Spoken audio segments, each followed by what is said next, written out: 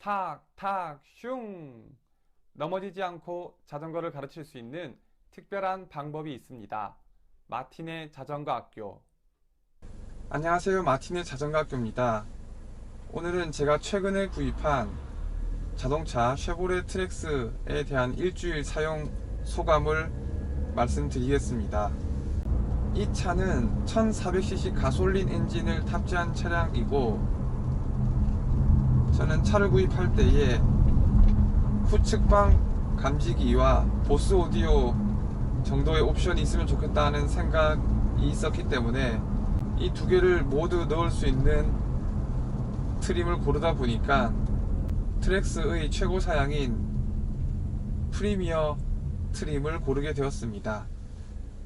프리미어 트림에 세이프티 2 패키지하고 보스 오디오를 추가시키면은 2020년 5월 기준으로 약 2,400만원 정도가 나옵니다. 그런데 최근에 트랙스에서 소형 SUV 트레일 블레이저가 출시되어서 그런지 아니면 요즘 경기가 안 좋아서 그런지는 잘 모르겠지만 아무튼 이 차량은 2,400만원짜리지만 실제로 공식적인 할인만 300만원 정도를 받아서 실제 구입 가격은 2,100만원 정도였습니다. 그리고 5월달에는 개별 소비세도 인하되어서 세금도 약 한 90몇만원 정도의 혜택을 보기도 했습니다.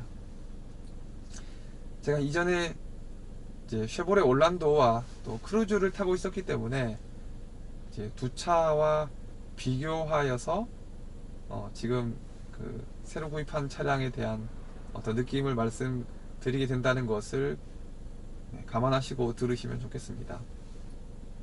먼저 일주일 동안 운행한 소감은 그 주행감이라든지 고속 안정감, 또 핸들링 여러가지 면에서 굉장히 만족스럽습니다. 저는 이제 처음에 크루즈 세단을 타다가 이제 올란도는 이제 SUV라고 하긴 좀 그렇고 RV라고 이렇게 분류되는데, 아무튼 세단보다는 좀 운전석이 이렇게 높은 그런 이제 위치에 있습니다. 세단 운전하다가 SUV 같은 거 운전해보면 확실히 승차감이라든지 또 운전할 때의 느낌이 굉장히 이제 다르다는 것을 알게 되고, 그래서 사람들이 세단을 많이 타고 다니는구나, 저도 그런 거 깨닫게 되었습니다. 그런데 제가 올란도를 이제 판매하고 새로운 차로 세단을 구입하기에는 집에 이미 세단도 있기도 하고, 또 저는 자전거 동호인이기 때문에 제가 타고 있는 미니벨로를 이렇게 트렁크에 눕혀서 놓는 것 자체가 좀 이렇게 싫더라고요. 그래서 SUV처럼 그 미니벨로를 접었을 때에 이렇게 눕히지 않고 세워서 보관할 수 있는 SUV를 더 선호하게 되었습니다. 소형 SUV니까 아무래도 세단보다는 운전할 때 좀 이렇게 불편함이 있을 거다라고 생각했는데, 실제로 타보니까 2020년식 트랙스는 2011년식의 올란도와는 정말 모든 면에서 너무 다르더라고요. 운전석 자체가 굉장히 편리한 이유는 이게 8웨이 전동식 시트인가 그렇게 써있던데, 아무튼 올란도 때의 그 구식 시트보다 굉장히 세밀하게 이제 그 시트 포지션을 조절할 수 있다는 것이 굉장히 큰 장점이었습니다. 물론 세단보다는 조금 더 높은 위치에서 운전을 하고 있지만은 앉았을 때의 그 느낌이 올란도보다는 훨씬 더 편합니다. 그리고 제가 지금 비가 조금씩 내리고 있는데, 이게 이제 와이퍼 긁는 소리가 촬영에 방해가 될까봐 일부러 와이퍼를 작동시키지 않고 있었는데, 이게 새 차라서 그런지 아무튼 와이퍼 움직이는 소리도 거의 들리지 않고 굉장히 좋네요.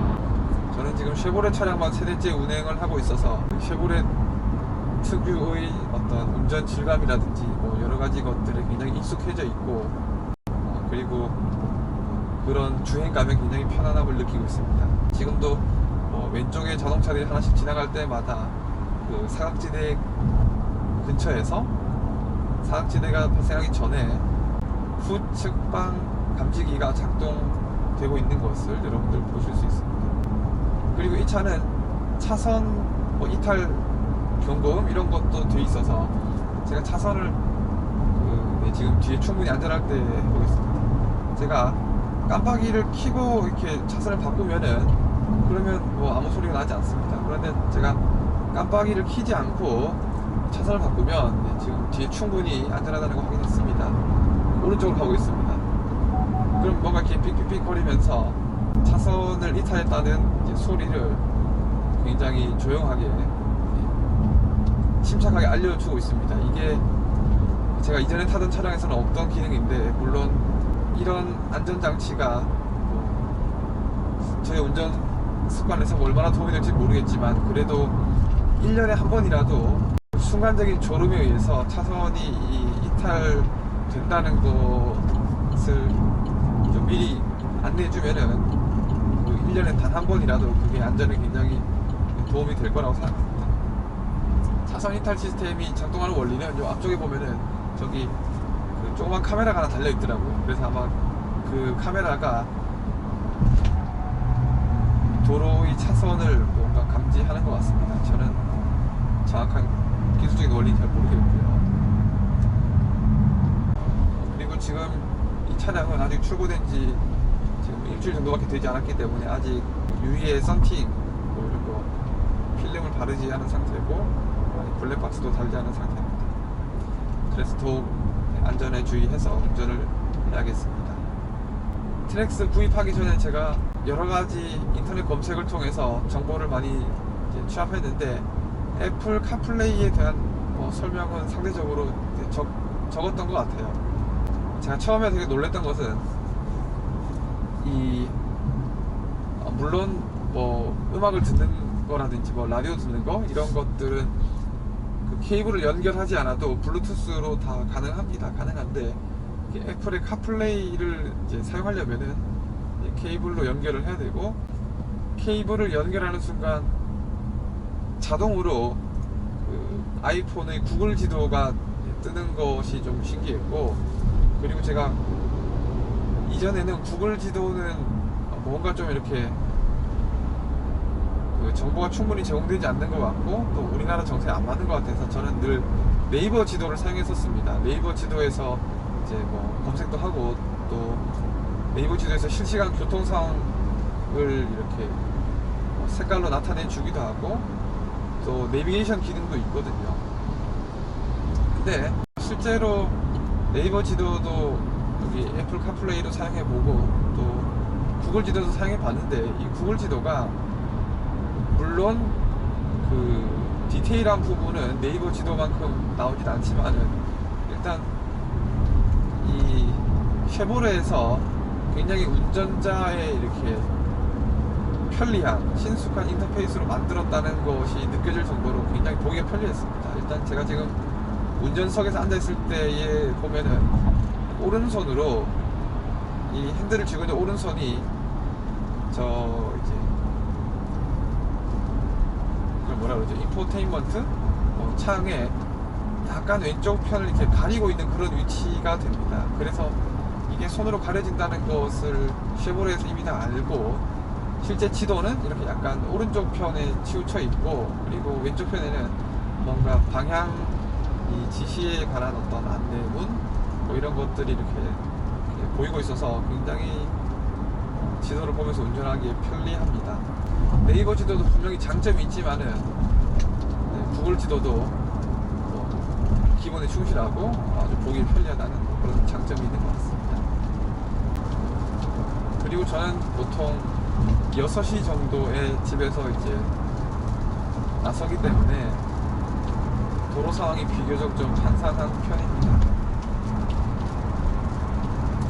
그래서 도로가 굉장히 여유로울 때는 크루즈 컨트롤을 사용할 수도 있습니다. 실제로 별로 사용하진 않는데, 제가 이전에 타던 지금 와이프 차로 타고 있는 크루즈에는 이제 크루즈 기능이 들어있고, 올란도에는 크루즈 기능이 없는데, 이게 도심에서는 사실 그렇게 쓸 일은 없는 기능일 수 있지만, 이게 지방으로 내려가거나 좀 장거리 운전을 하게 될 때에는 고속도로에서 크루즈 기능이 있고 없고가 굉장히 그 차이가 크더라고요. 그리고 크루즈 기능으로 운전을 할 때에는 이게 충분한 걸 연습이라고 해야 되나요? 아무튼 좀 이렇게 익숙하기 전까지는 약간 위험할 수도 있습니다. 이게 우리가 엑셀에서 발을 뗀다는 것이 돌발적인 상황에서 약간 위험을 초래할 수도 있기 때문에 전체적인 도로 상황을 충분히 잘 파악하면서 이용해야 되는 거죠. 아무튼 잠시 후에 도로 상황이 좀 이렇게 훨씬 쾌적할 때의 크루즈 기능 한번 사용해 보겠습니다. 그리고 구입을 많이 망설였던 트레일 블레이저 같은 경우에는 기본적으로 차체는 소형 SUV이고 트랙스와 거의 비슷한 크기로 알고 있습니다. 물론 트랙스보다 조금 더 크긴 한데 그래도 소형 SUV 급인 거죠. 제가 트레일 블레이저가 굉장히 끌렸던 이제 중요한 이유는 트레일 블레이저는 스마트 크루즈, 어댑티브 크루즈, 아무튼 크루즈에서 조금 더 발전된 형태의 크루즈가 이제 옵션으로 이제 넣을 수 있습니다. 어댑티브 크루즈는 그 크루즈를 설정해 두면은 기본적으로 속도를 유지할 뿐만 아니라 앞차가 이렇게 속도를 줄이면 같이 속도를 줄이고 또 앞차가 멈추면은 또 같이 멈춘다 그러더라고요.